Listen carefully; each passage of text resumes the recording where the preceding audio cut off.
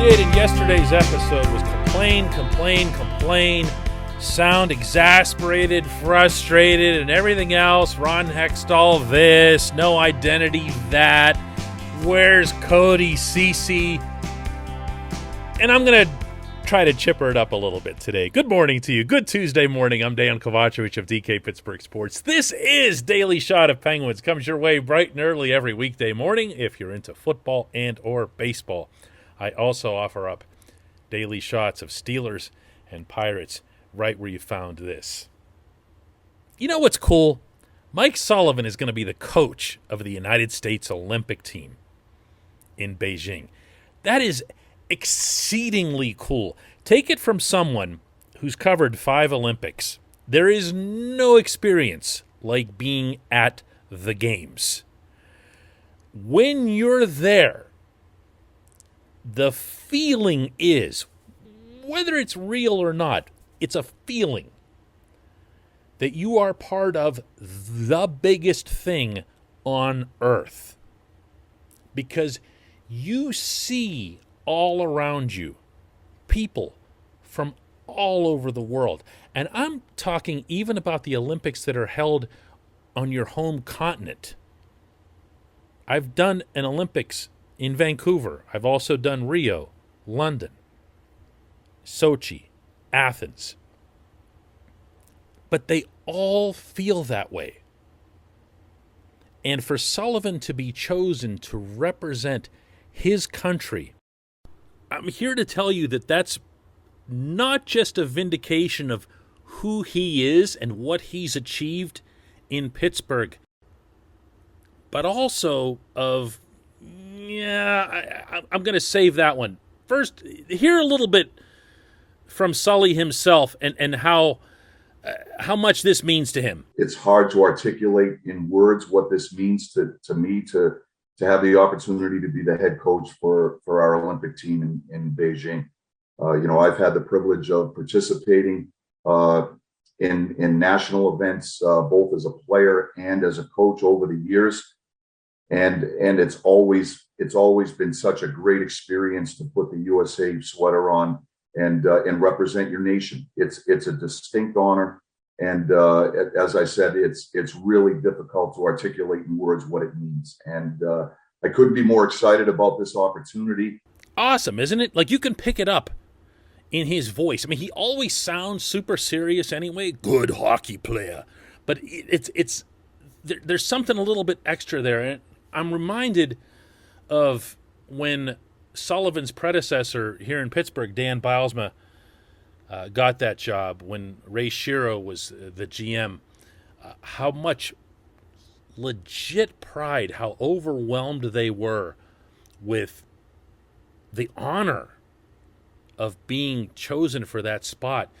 One of the things that you can do is go through the history of that position and then go through NHL history and find how many truly great NHL coaches were never selected to coach their national teams at the highest international level. That's great. That's all great. This portion of Daily Shot of Penguins is brought to you by Fubo TV. The monthly cost of cable is over $200. Fubo TV is $65 a month to watch all the same channels, including AT&T Sportsnet Pittsburgh. No catch, no contracts, cancel anytime. Best of all, right now, Fubo TV is offering our listeners of this show a 7-day free trial and 15% off your first month. Just visit FuboTV.com/DK. One more time, it's FuboTV.com/DK. You know what else this decision vindicates? And this is what I was going to say before. It vindicates his system. You know all the complaining that we do whenever the Penguins lose in a playoff round about the system or how Barry Trotz solved the system. Barry Trotz outsmarted him again. Barry Trotz found an answer for pinching defensemen. That's my favorite one. No such thing happens, okay? I've covered the Penguins when they've had coaches who have been outsmarted or had their systems solved. That's not what happens with Sullivan. That is not to suggest he's perfect, strategically, schematically, or in his assignment of players. I am openly, sometimes bitingly, critical of the calls that he makes on and off the ice. As much respect as I have for him, I'll still bring it in those situations. But the system comes with the package. Think about this. You're USA Hockey and you're surveying coaches. You're not just looking for someone who's won in the playoffs. You're not just looking for someone who comes with a certain aura, which Sullivan kind of does. You're looking for a system that can win at the international level. You're looking for a system that can win at the highest level. And Sullivan's system has shown to be conducive not only to winning big games, but also to winning with big stars on your side. And that's a big, big part of putting together what's essentially an all-star team. That's what U.S., Canada, Russia, all of them are. They just put together teams that are they just look like NHL all-star rosters.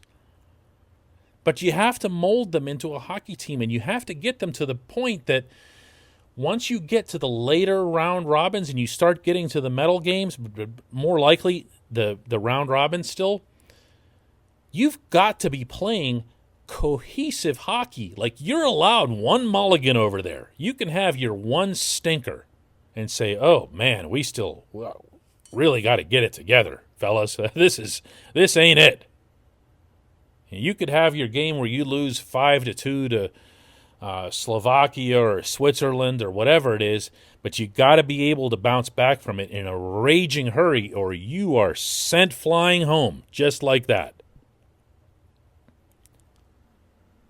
So his system, even though I'm sure he'll have to make some kind of adjustments or counterweights to the size of the rink, to the type of roster that he has, to the type of rosters that he's facing, and understand those elements. But what you hired is what you're going to get. That's why I believe that not only Jake Gensel, who's a no-brainer for the U.S. roster, but also Brian Rust are going to make the team. Not as any kind of concession or favor to Rust, but just because he's going to know and fit that system. And he'll be able to bounce up and down first to fourth line if needed, injuries, stuff like that. There's all kinds of reasons Russ should be on a team, and I don't mean to make it sound like that should be an asterisk. But Sullivan's system is predicated on speed and a heavy forecheck, and you're going to see that shape some of the roster decisions that get made. Guys who are talented, who might have more goals but are slower, are likely to get left off. USA Hockey picked the coach and his system every bit as much as they picked the person. And that's to his credit, and that's underscoring how fortunate the Pittsburgh Penguins are to have this guy in their employ. When we come back, just one question.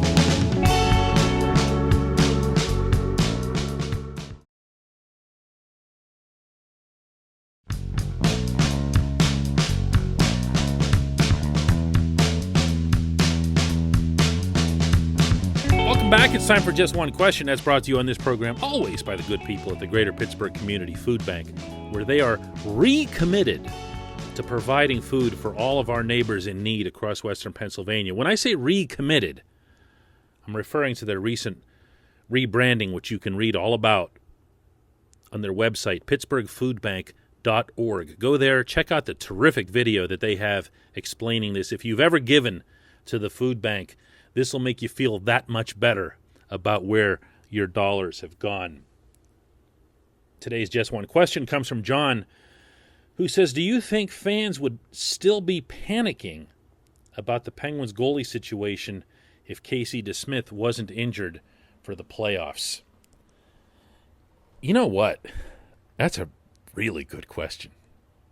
I mean, it's hypothetical, so there isn't a really good answer for it, because there can't be one that's definitive. But you can catch me here, John, in saying, as I often do, that the Penguins would have gotten past the Islanders and likely through the following round if they'd had even just NHL average goaltending. Just capable goaltending. And I don't think anyone would dispute that DeSmith is very much in that class. We saw at times last season where he was really, really good. Never mind just being capable or NHL average. So let's carry this out here. So DeSmith comes in, when would that be? Like after game 4? Is that when you do it? Because think about it. Even though Jari didn't look good for really the whole series, the Penguins had the big win in Game 3 up on Long Island, and you wouldn't have made any changes after that, and you probably wouldn't have pulled Jari after the first couple of games since he'd been your number one all season. Do you follow me? So realistically, you'd be looking at a goaltending change after Game 4, right? Yeah, Game 4. And then what? You know, DeSmith comes in at the absolute peak of the series, coming off an injury, or I guess in this case, in your hypothetical, he wouldn't have the injury. But then you have to ride him.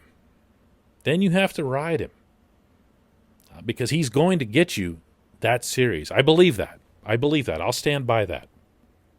The Penguins, I thought, played really, really well in every game in that series except for Game 4. That was their one egg. So he gets you through that. Now he's your goalie going into the next round. And if there's one thing that you know about DeSmith and his history is that his coach turns into a pumpkin at some point, right around midnight. And at some point you were going to also have to turn back to Jari and, God, what are we doing here? What are we doing? You can't go into a playoff like this. Now you're getting me back in the same mood I was in yesterday. You can't go into a playoff holding your breath over your goaltending. It casts a pall over the entire proceedings. Everyone's aware of it. Even when it's not actually occurring, they're aware that it could occur. And it just, you can't do this. You've got to go get a goaltender. I appreciate the question. I appreciate everyone listening to Daily Shot of Penguins, and we will do another one of these tomorrow. I'll try to get through it without ranting about the goaltending, I promise.